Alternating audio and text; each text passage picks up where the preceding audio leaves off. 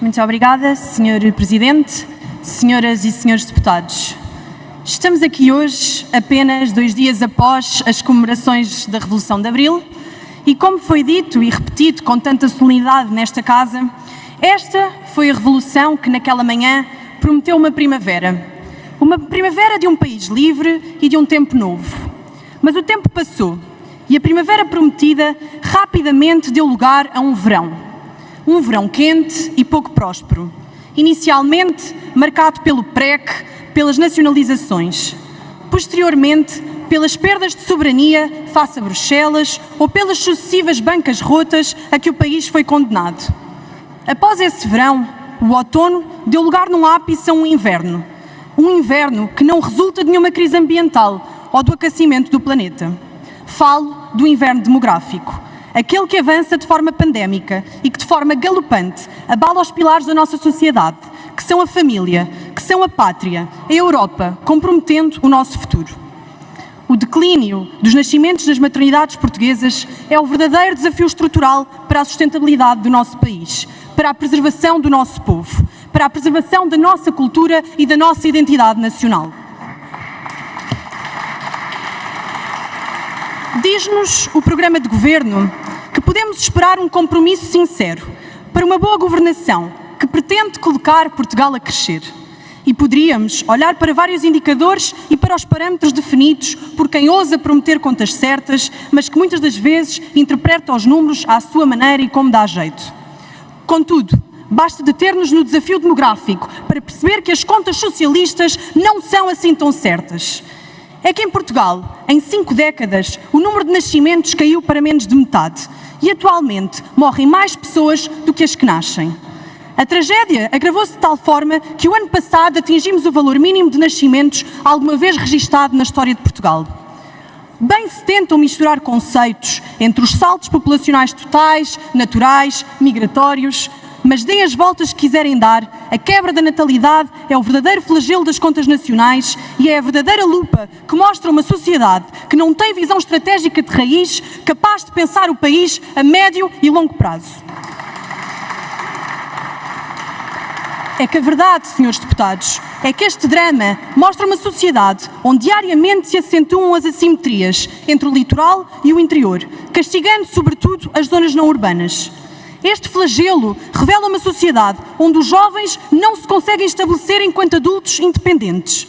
Este flagelo revela uma sociedade onde esses mesmos jovens são empurrados para a imigração, porque do nosso país só podemos esperar condições de trabalho precárias, estágios não remunerados ou filas à porta do centro de desemprego.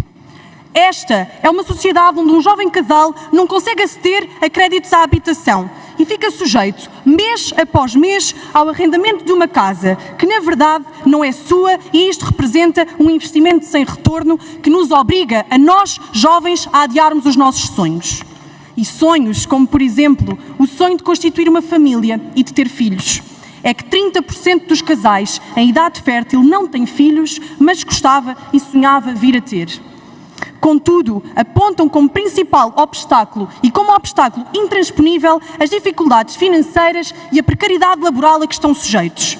Sim, precariedade laboral, e é preciso reconhecer a coragem de cada pai e que cada mãe tem ao trazer uma vida ao mundo, sobretudo num país onde mais de 2.000 mulheres não renovaram o contrato em 2020 apenas e só por estarem grávidas. Temos a 5ª taxa de natalidade mais baixa da União Europeia e uma das mais baixas do mundo. E estes dados deviam de envergonhar toda a classe política e esta Câmara reunida aqui hoje.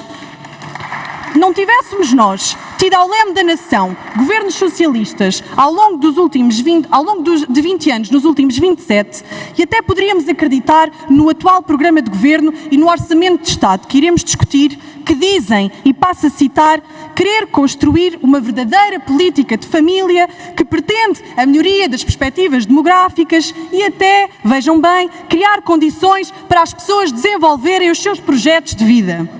Dizem os nossos governantes que o orçamento que iremos discutir é o verdadeiro orçamento centrado na família. E porque, quando toca ao meu partido, Gostam de medir as ideias aos palmos ou pelo número de páginas? Pergunto qual é que é a centralidade da família para este governo. É que num documento com 375 páginas podemos ler a palavra família ou familiar apenas 30 vezes. Senhores Presidentes, senhores Deputados, não é concebível uma verdadeira política de família que não uma política que reconheça a família como célula base e pilar da sociedade. Uma política que promova a família, que a proteja e a dignifique. Uma política que defenda a vida humana, reconhecendo a sua dignidade em qualquer fase e em qualquer circunstância. E nem é preciso mencionar os ataques ideológicos ao valor da família por parte de um Estado paternalista que procura isolar o cidadão na sua individualidade. Não é preciso entrarmos por esse caminho para demonstrar que, na prática, as políticas públicas dos últimos anos são um atentado às famílias portuguesas. É que na hora de constituir família, senhores deputados, e de escolhermos ter ou não ter filhos, os portugueses não querem apenas abonos de 50 euros por mês e subsídios à moda clientelista socialista. Vejamos de que valem todos estes subsídios e esta máquina de criação de subsídio à dependência se continuam a aumentar os impostos indiretos. Se continuam a perpetuar esta ginástica de quem tira aqui e põe ali, mas que na verdade continua a vitimar os mesmos de sempre, os contribuintes portugueses.